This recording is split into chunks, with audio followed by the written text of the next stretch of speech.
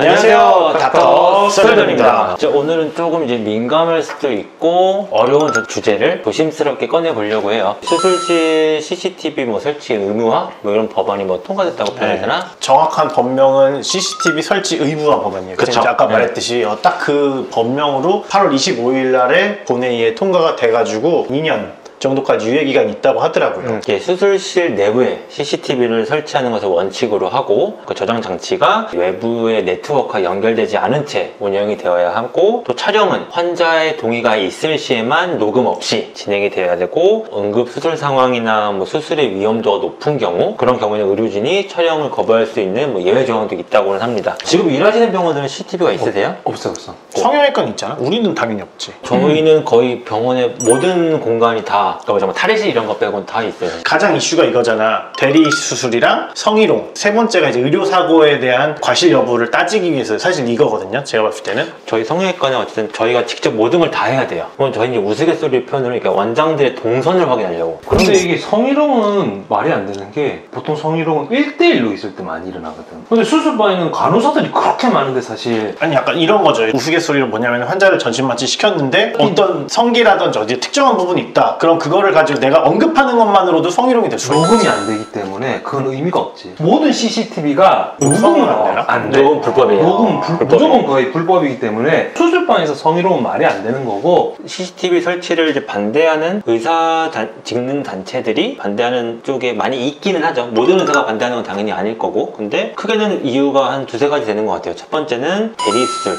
성희롱 그런 것들을 이제 예방할 수 있는 하나의 이유가 되지 않냐. 성희롱 자체는 어차피 의미가 없고, 대리는 수술방 기록 대장으로 이런 걸 해서 사실 앞에 이렇게 문에 CCTV를 달아놓음으로써도 사실 충분하게 커버를 할 수는 있거든. 성희롱이 뭐가 문제였냐면은 성형외과에서 수술을 할 때 어떤 환자들이 이제 핸드폰을 잘 갖고 간 거야. 수술하는 동안 녹음을 한 거야. 근데 그걸 나중에 틀어보니까 되게 다 이렇게 약간 음담 패설을 해가지고 그런 식으로 해가지고 뭔가 깔려 있는데 거기다가 대리 수술까지 요즘 터지면서 완전 이제 장작처럼 활활 타올랐던 거죠. 나는 그냥 일상적인 일을 하는데 누군가가 내가 범죄를 저지르냐 안 저지르냐 계속 이렇게 관찰하는 거잖아. 그러니까 우리가 일하는 공간에 CCTV가 있을 수가 있지. 다른 데는 용도가 그냥 일반적인 안전이나 이런 거에 큰 목적이 아니라, 우리는 사실 안전이 목적이 아니라 딱 그거잖아. 얘가 범죄를 저지르나 안 저지르나 그걸 검사하는 거잖아 사실. 근데 이제 이걸 또 찬성하시는 쪽들의 입장을 들어보면 의사들 안에서의 자정작용이라든지 그런 것들이 많이 이루어지지 못하다 보니까 결국 이렇게까지 된 거 아니냐, 그래서 해야 된다는 논리를 펼치고 있는 거예요. 이런 게 잡히면 서로가 의심을 하는 거야. 환자는 의사가 하는지 안 하는지 의심을 하게 될 수밖에 없고, 그러면 의사 입장에서는 방어를 할 수밖에 없고. 여기서 또 나오는 게 이제 반대하시는 분들의 입장 중에 하나가, 생명이 최전선에서 이제 수술하시거나 진료 보시는 분들의 입장에서는 내 진료를 보면 있어서 수술하면서 방어 진료를 하는 측면에서 강해질 것이다. 사실 이런 의견도 있어요. 대학병원 같은 경우는 수술이 쌓여있으니까 처리를 해야 될 거냐. 총극을 다투는 상황에서 또 그게 안 되니까 두 방을 띄운다고 하면은 한 방은 열고 하고 한 방은 또 여기서 열고 있고, 약간 이렇게 우리가 시차를 고려를 해가지고 한단 말이에요. 왜냐하면 결국에는 열고 닫는 건 전공의가 하든지 또 펠로가 하기 때문에 다른 사람의 손이 분명히 가는데, 그거에 대해서도 또 분명히 예민해질 수가 있어요. 그래가지고 전공의 수련 문제에 관련된 거는 또 빼자, 약간 이런 식으로 또 예외 조항이 있거든요. 또 수련병원은 원래 교수가 판단하에 할 수 있으면 시켜도 돼. 이거 잘잘못을 굳이 따져서 얘가 대리수술한 거 아니야, 이건 아니거든. 수술이 잘 돼도 합병증이 생길 수가 있는데, 합병증이 생겼는데 CCTV 보니까 전공의가 처음에 수술을 했어. 아무 연관이 없는 건데 이걸 연관을 이쪽으로 치울 수도 있다는 거지. 그리고 어떤 수술에 따라서는 솔직히 저희 이제 종양이지만 제가 이제 열고 닫는 게 6시간인데 교수님은 한 1시간에 30분만 하는 경우도 있어요. 여는 게 힘든 수술이지만 종양은 작은 경우에 그렇게 끝날 수도 있거든요. 그러면은 모르는 사람이 그냥 보면은 교수가 이거는 거의 안 한 거다. 그냥 수술 필드가 나오지 그런 게 아니라 뭐 하고 있는지 모르니까 그냥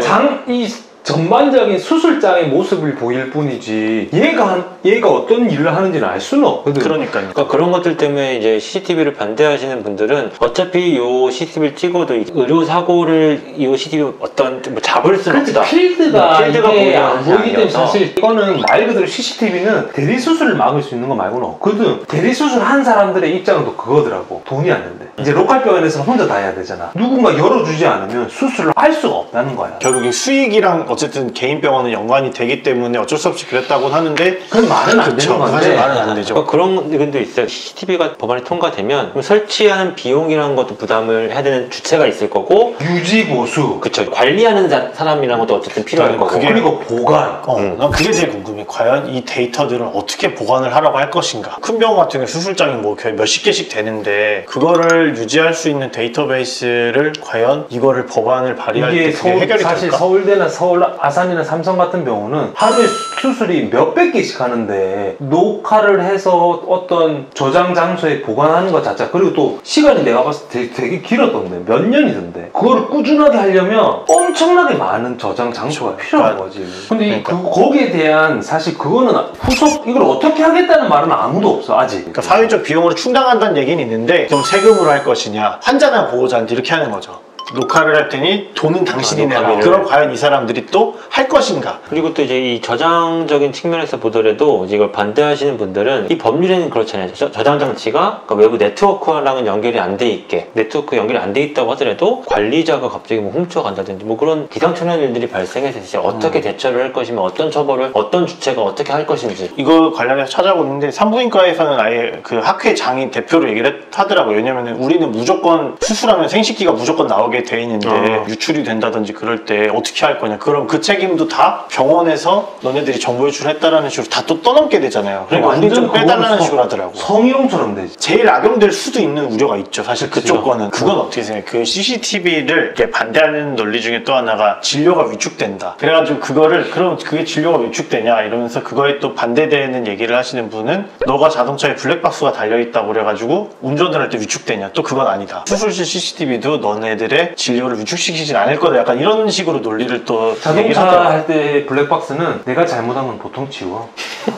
근데 이게 약간 농담이셨고, 저희는 성형외과는 보통 다 CCTV 거의 다 녹화되고 있어요. 뭐 그런 환경이 있다 보니까 사실 그렇게 위축된다거나 그런 게 없지는 않아요. 근데 환자분들 중에 이제 수술하는 장면을 보호자들이겠죠? 라이브로 볼 수 있냐라고 요청하면 당연히 뭐 볼 수 아, 있거든요. 너는 라이브는 아니고 녹화만 해놓는 거야? 수술실 영상을? 라이브는 어쨌든 볼 수 있어. 아, 라이브 볼 수 왜냐면 있다고? 실시간이니까. 아. 근데 요청을 하면 나도 이제 그 사실을 알고 수술을 하잖아. 그러면은 좀 더 조심스러워지는 건 있어. 수술이 바뀌는 건 사실은 아닌데 보호자분이 이제 이걸 라이브로 보고 있다는 걸 알고 수술을 하면은 좀 조심스럽지. 괜히 트집 잡힐 수도 사실은 있으니까. 저희과가 뭐 생명과 직접적인 과는 아니어서 그런지는 모르겠는데, 저도 그 말씀을 하시는 과는 특징이 뭐냐면 내가 수술을 뭐 예를 들어 암 수술인데 조금 리스크는 있지만 이렇게까지 더 하면은 조금 더 예후가 나을 수도 있는데, 또 달리 말하면 약간 부작용이 발생할 가능성이 높아진다 라고 판단이 들면은 더 나은 것을 취하라는 걸 안 하실 수도 있다는 생각이 든다고 하시더라고. 정상화 해주든지, 내가 이 수술 3개만 해도 밥을 다 먹고 살 수 있고. 근데 실제로 우리나라의 의료 수가는 어떻게 되냐면요, 아셔야 되는 게 75%만 보장을 해줘요. 내가 1,000원을 넣었으면 국가에선 750원만 줘요. 나머지 25%는 너네가 알아서 비보험으로 받으라고요. 그러면 국가에서 120%를 해주면 내가 굳이 수술을 많이 할 필요가 없어. 많이 하면 많이 할수록 써주는 리스크를 안 할 수밖에 없거든. 그때 저번에 2대 애기 떨어뜨렸던 거 있잖아요. 그 보호자가 나와서 딱 그 얘기를 하더라고요. CCTV가 있었으면은 병원 측의 잘못을 2년이 지나서가 아니라 바로 알았을 거다. 이런 식으로 또 얘기를 하더라고요. 우리나라 이외에도 지금 CCTV 관련 법안을 발의한 나라들이 분명히 있었는데 사실 다 계류하거나 통과가 안 되는 나라가 하나도 없어요. 그러면 그 사람들도 분명히 생각이 있으니까 그럼 다른 식으로 어떻게 해결을 할까 했는데, 성희롱이라든지 대리수술을 했을 때 처벌 수위를 엄청나게 세게 때리더라고요. 그치. 의사들도 그렇고 사실 면허 재교부가 되게 쉽잖아요. 그것을 좀 어떻게 못하게라든지 아니면 약간 좀 자격을 아예 좀 박탈하는 식으로 해가지고, 아니면 벌금을 정말로 좀 회복이 안 될 정도로 하든지 해야 되는데, 그때 벌었던 돈을 다 뱉어내게 한다든지 하면 사실 쫄려서 할 수가 없거든. 어린이집 CCTV 설치가 2017년? 몇 년이 안 됐는데, 어린이집 내 CCTV 설치 이후에 이제 아동 폭행이 2017년엔 776건에서 오히려 2019년에는 1300 거의 71건, 거의 2배로 늘어났다고 하더라고요. 이 CCTV가 있다고 진짜 폭행을 할 사람이 안 하는 것도 아니고, 지금 대리수술이든 뭐든 다 걸린 것들도 CCTV 하에서 된 거잖아요. 이게 조금 다른 게, 우리 병원에도 수술방 말고는 CCTV가 다 있어요.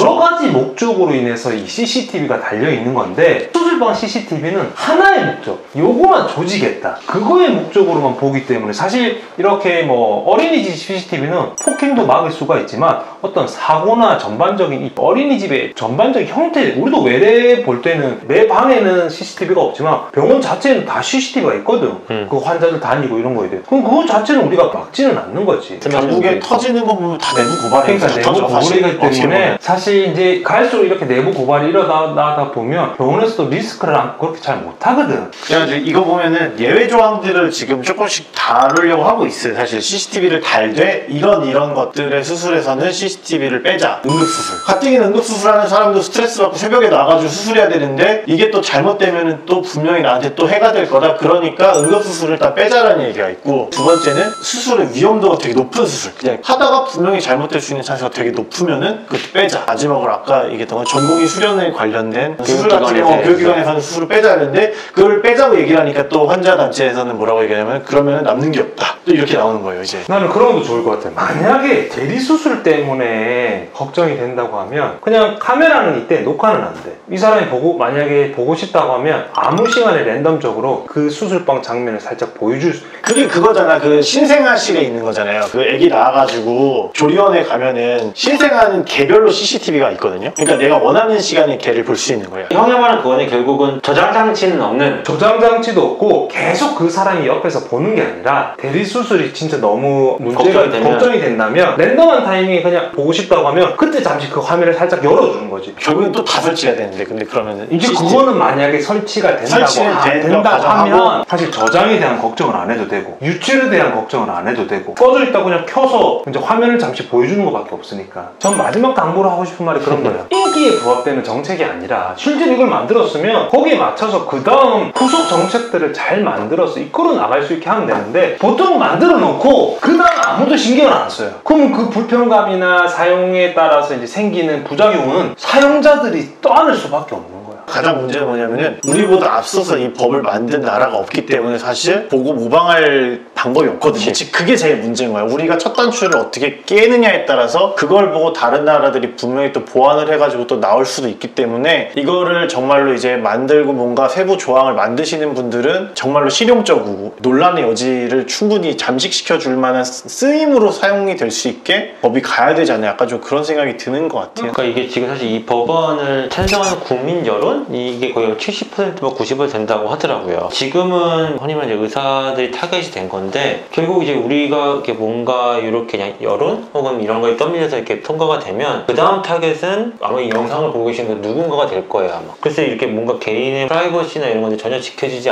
뭐 보호받지 못하고 지켜지지 않는다는 거를 너무 당연시 여긴다는 것도 사실 조금은 안타깝고, 의사들이 그만큼 이제 믿음이 떨어진 것도 사실 우리가 정말 큰 반성을 해야 될 문제이기는 한데, 뭐 이 영상을 보시고도 좀 찬성하시는 분들 당연히 있으실 거고 혹은 이제 불편한 마음을 갖고 계시는 분들도 당연히 있을 건데, 그냥 오늘 저희가 이렇게 조심스럽게 말씀드린 내용들이 어떤 뭐 의사단체 뭐 대표적인 의견도 사실은 아니고 그냥 저희가 실제로 수술을 하고 있는 의사들로서 이 법안이 통과된다고 했을 때 어떤 느낌이고 어떤 생각을 가졌는지 그냥 가볍게 말씀드린 거니까, 오늘 영상도 그냥 뭐 즐겁고 유익하고 혹은 불편하셨을지라도 좋아요, 구독, 알림 설정 꼭 부탁드리고 늦은 밤 백설하세요.